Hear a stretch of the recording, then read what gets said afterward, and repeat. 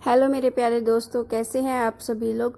उम्मीद है आप सभी लोग अच्छे होंगे। कहानी के लिए मेरे चैनल को सब्सक्राइब कीजिए, कहानी को लाइक और शेयर ज़रूर कीजिएगा और कहानी कैसी लगी प्लीज़ कमेंट बॉक्स में ज़रूर बताइएगा। कहानी को लेकर कोई भी राय या सुझाव हो वो भी कमेंट बॉक्स में ज़रूर दीजिएगा। तो शुरू करते हैं हम आज की अपनी कहानी। सुहानी अपने माता पिता की इकलौती बेटी थी। घर में बहुत लाड प्यार से उसको पाला जा रहा था। उसको मायके की इतनी परवाह बोझ लगने लगी थी। अब घर में जब उसकी शादी की बात चली तो उसको लगा कि किसी के साथ भी उसको बांध दिया जाएगा। अपने ही पापा की बातें उसको बोझ लगने लगी थी। एक दिन सुहानी कहीं तैयार होकर जा रही थी तो पीछे से उसके पिताजी ने आवाज़ दी, कहाँ जा रही हो सुहानी। सुहानी को पता था कि बाहर के कमरे में पिताजी ज़रूर मिलेंगे और ज़रूर पूछेंगे कहाँ जा रही हो, इसीलिए आज पहले से ही बहाना बना रखा था कि बोल दूंगी कि आज कॉलेज में प्रैक्टिकल है, शाम तक लौट आऊँगी। स्कूटी से क्यों नहीं जा रही। सुहानी चिल्ला के बोली, क्या आप भी पिताजी, मैं स्कूटी ले जाती हूँ तो भी सवाल करते हैं, ना ले जाओ तब भी सवाल करते हैं। आज रविवार है, कॉलेज बंद रहता है, इसीलिए स्टैंड भी बंद रहेगा। मैं प्रैक्टिकल में ध्यान दूंगी या स्कूटी पर, आप ही बताइए, टैक्सी से चली जाऊंगी। सुहानी के पिताजी पास आए और आकर प्यार से सिर सहलाकर बोले, जाओ बेटा, मैं कहाँ रोकता हूँ, तुम्हें पैदल जाओ या स्कूटी से, लेकिन बेटा चिंता लगी रहती है तो घर जल्दी आ जाना। सुहानी अपने आप में ही बोलते हुए बाहर निकल रही थी। अरे राम, एक झूठ छिपाने को 1000 झूठ बोलना पड़ा। पापा को लड़कों से दोस्ती करना बिल्कुल पसंद नहीं है। वो तो अपने घर के हर बगीचों में लगे फूलों की बहुत हिफाजत करते हैं, फिर मैं तो उनकी बेटी हूँ, करे भी क्यों ना। अभी अचानक से 1 हफ्ते पहले 2 महीने की छुट्टी लेकर घर आए हैं। उनके हिसाब से भले घर की लड़कियों को बहकाने के लिए दोस्ती यारी बनी है। उस माँ बाप को गोली मार देनी चाहिए जो अपनी लड़कियों के ऊपर नज़र नहीं रख पाते। उनसे पार पाना मुश्किल था, लेकिन सुहानी भी क्या कम थी। उनकी इतनी सख्ती के बाद भी एक लड़के से दोस्ती कर भी ली थी और उसके साथ शादी के सपने भी देखने लगी थी। किसी तरह घर से निकल समुंदर के किनारे, जहाँ उसका दोस्त विपुल उसका इंतज़ार कर रहा था, मिलने चल दी। बड़ी तेजी से कदम बढ़ाती हुई उसके तरफ चल दी। सुहानी के दिल और दिमाग में बस विपुल ही था। उसके ही ख्यालों में हर पल उसका मन खोया हुआ रहता था। विपुल उसको शुरू में अच्छा नहीं लगा।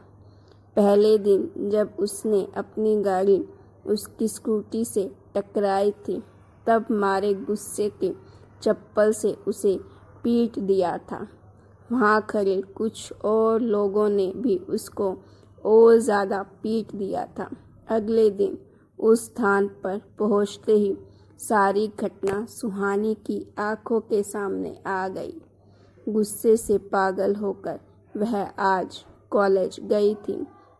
आज अगर वह दिख गया होता तो उसको अपने स्कूटी से उसे कुचल डालती। सुहानी बड़बड़ाती हुई अपने कॉलेज में चली गई। मन उसका अशांत तो बहुत था, लेकिन बिना मन के घर चली आई थी। अचानक से 1 महीने के बाद विपुल सुहानी के कॉलेज के बाहर दिख गया था। उसके दोनों हाथों पर प्लास्टर चढ़ा था। उसकी नज़रें झुकी हुई और विपुल शर्मिंदा होकर सुहानी के पास आकर माफ़ी मांगते हुए बोला, मुझे माफ़ कर दीजिए। सुहानी गुस्से में एक नज़र देखकर घूरती हुई कॉलेज के अंदर चली गई। सुहानी का पढ़ाई में मन नहीं लगा। शाम को भी विपुल फिर से उसी जगह पर वैसे ही दिखा था, लेकिन सुहानी उसको नज़रअंदाज करते हुए वहाँ से चली गई। यह सिलसिला काफ़ी दिनों तक चलता रहा, जब तक कि सुहानी अपनी स्कूटी को खड़ा करके उसके पास नहीं चली गई और गुस्से में विपुल से बोली, क्या चाहते हो तुम? हाथ की तरह पैर भी तुड़वाना चाहते हो क्या? यहाँ मेरी जैसी सैकड़ों लड़कियां हैं, सब मिलकर मारने लगी तो इस दुनिया में चले जाओगे। बताओ अब क्या इरादा है तुम्हारा? मैं आपसे माफ़ी मांगना चाहता था, लेकिन लगता है मेरा गुनाह माफ़ी लायक नहीं। सुहानी ने विपुल को बड़े ध्यान से देखा तो बोल उठी, चलो ठीक है, जाओ, माफ़ किया। मैं विपुल इसके लिए आपको धन्यवाद देता हूँ, बोलकर बड़ी तेजी से रोड के तरफ चला गया। विपुल वर्मा, यह नाम पूरी तरह सुहानी के दिमाग में गूंजता रहा। सुहानी को लगा लड़का साफ दिल का है, मैंने उसके साथ गलत किया है। और दूसरे दिन कॉलेज के गेट पर चारों तरफ उसको नज़रों से उसे देखना चाहा, मगर वह कहीं नहीं दिखा। एक हफ्ता बीत गया था, विपुल जाने कहाँ चला गया था। एक मन में अजीब सी उलझन लिए हर दिन सुहानी उसको अपनी नज़रों के कोरे उसे तलाशती रहती थी। उसकी तलाश करीब महीने भर बाद पूरी हुई, जब वह दिखाई दिया। विपुल किताबों की दुकान पर मिला था। जैसे ही सुहानी ने देखा, उसको आवाज़ देकर बुलाया था और उसका नतीजा यह निकला कि आज वह मम्मी पापा से झूठ बोलकर उसके साथ स्पेशल डे मनाने जा रही थी। मम्मी तो ठीक, मगर पिताजी से बहुत डर लगता है। सरकारी कर्मचारी आदमी हैं, जब से छुट्टी आए हैं उनके सामने जाने की हिम्मत नहीं रह गई है। आज विपुल बहुत बड़ी कार लेकर आया था, गाड़ी में ड्राइवर भी था। किसकी गाड़ी मांग लाए हो भला? इसकी क्या ज़रूरत थी? सुहानी, आज का दिन मेरी ज़िंदगी का बहुत बड़ा दिन है। यह कार अपनी है। आज की पार्टी हम दूसरे शहर में मनाएंगे, वहाँ के सबसे महंगा होटल के सबसे शानदार तरीके से में। विपुल ने बोला। अरे सुहानी चिल्लाई, मुझको पहले तो तुमने बताया नहीं था। दूसरे शहर तो यहाँ से बहुत दूर है, मैं नहीं जा सकती वहाँ, इसीलिए तो यह बड़ी गाड़ी लिया। देर रात तक हम लौट आएंगे। विपुल किस करते हुए सुहानी को बोला। अरे सुहानी, जिस सहेली से मिलने का बहाना बनाकर तुम आई हो उसे बीमार बना दो अब सिंपल। ऐसा बोलकर विपुल जोर जोर से हंसने लगा, जिस पर ड्राइवर भी हंसने लगा। सुहानी अब तेज आवाज में बोली, मैं कॉलेज में प्रैक्टिकल का कहकर आई हूँ, गाड़ी रोको वरना। इतना सुनते ही विपुल गुस्से से आग बबूला हो गया। बोला, क्या करेगी? बोल, जूतों से मारेगी क्या मुझको, या फिर पब्लिक से पिटवाएगी? आज तेरा सारा गरूर तोड़कर तुझे अपने कब्जे में लेना है मुझे। गालियाँ दे, झटपटा बुला लोगों को, रो, मगर यह गाड़ी नहीं रुकनी चाहिए। ऐसा बोलते हुए सुहानी को अपनी तरफ खींचने लगा। बोलने लगा, मेरा नाम विपुल वर्मा नहीं बल्कि अतुल शर्मा है।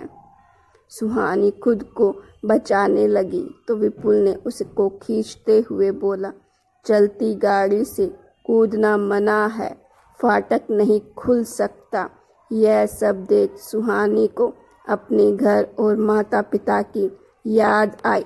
वो रोते हुए अपने पिता को पुकारने लगी, आप सही बोलते थे पिताजी, मायका लड़की के लिए सबसे उत्तम होता है। दुनिया तो बस अपने मतलब से प्रयोग करती है। जोर जोर से कहकर चिल्लाने लगी, मुझे बचा लो पापा, मेरे पिताजी तुम्हें नहीं छोड़ेंगे। नहीं, तुम उन्हें नहीं जानते, वो तुम्हारे किए की सज़ा वह तुम्हें ज़रूर देंगे। विपुल के बाल खींचते हुए सुहानी चिल्ला रही थी, खूब जानते हैं हम तुम्हारे पिताजी को, अधिकारी हैं वह।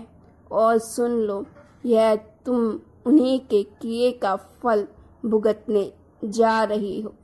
तेरी गंदी वीडियो मुझे पूरे भारत में वायरल करना है मुझको। यह सब देख सुन सुहानी को तो जैसे बेहोशी सी आ गई हो। अभी वह कुछ सोचती समझती तब तक 2 गाड़ियां रास्ता रोककर खड़ी हो गई। उन गाड़ियों से उतरकर कई लोग कार के पास गए। उनको देख सुहानी और डर गई। उसने समझा कि यह सभी लोग विपुल के साथी हैं।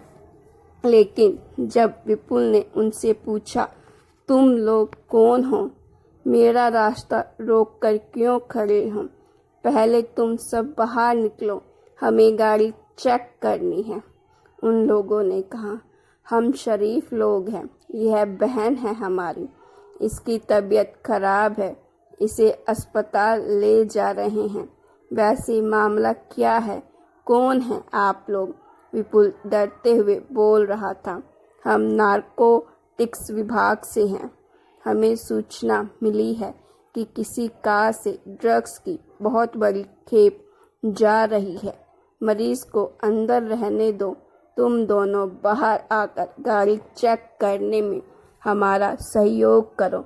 थोड़ा सा ना नुकुर करने के बाद ड्राइवर और विपुल नीचे उतर गए। सुहानी चुपचाप तमाशा देखती रही। उनके नीचे उतरते ही उन लोगों ने उन दोनों को गिरफ्तार कर लिया गया। विपुल बहुत ज़्यादा उछल रहा था, बार बार पूछ रहा था, मैंने क्या किया है। तब तक सुहानी के पिताजी ने आगे खड़ी गाड़ी से उतरकर आने के साथ विपुल को एक झन्नाटेदार थप्पड़ गाल पर मारते हुए बोला, मैं बताऊं कमीने, तुमने क्या किया है। अपने पापा को देखते ही सुहानी गाड़ी से उतरकर अपने पापा से लिपट कर बोली, आप आ गए पापा। अरे पगली, मैं तो तुम्हारे पीछे पीछे आज महीने से चल रहा हूँ। तुम ही प्यार में अंधी हो गई थी, जो तुम मुझे देख नहीं रही थी। जब तुम्हारी आंखें खुली और तुमने मुझे पुकारा तो सामने आ गया। तुम बताओ, जब तुम बोली कि मुझे बचा लो डैडी, तो मुझे कितनी देर लगी आने में। 1 मिनट के अंदर आ गया ना तुम्हारा पापा। अपने पापा के साथ जब सुहानी घर पहुंची तो माँ दरवाजे पर खड़ी थी। प्रैक्टिकल हो गया तुम्हारा, वह मुस्कुरा कर बोली। मम्मी, कहते रोती हुई सुहानी उनके गले से लिपट गई। अरे बेटी, मैं सब जानती हूँ, मैंने ही तुम्हारे पापा को फ़ोन करके यहाँ बुलाया था, सुहानी के पापा बोले। और हाँ सुहानी, यह जो फैंसी नई घड़ी पहनकर तुम घूम रही हो, यह मैंने ही भेजा था तुम्हारी सुरक्षा और लोकेशन की जानकारी रखने के लिए। भला बताओ, जब मैं अपने बगीचे के पेड़ों की रखवाली इतना करता हूँ, फिर तू तो मेरी जान है मेरे बेटा, मेरे हिस्सा इस मायके की बेटी, भला मुझे किसी कमीने को छूने कैसे दे सकता हूँ। तो गाइज़ अगर आपको ये स्टोरी अच्छी लगी हो तो प्लीज़ लाइक करें और ऐसी स्टोरीज़ के लिए मेरे चैनल को सब्सक्राइब करना मत भूलिएगा।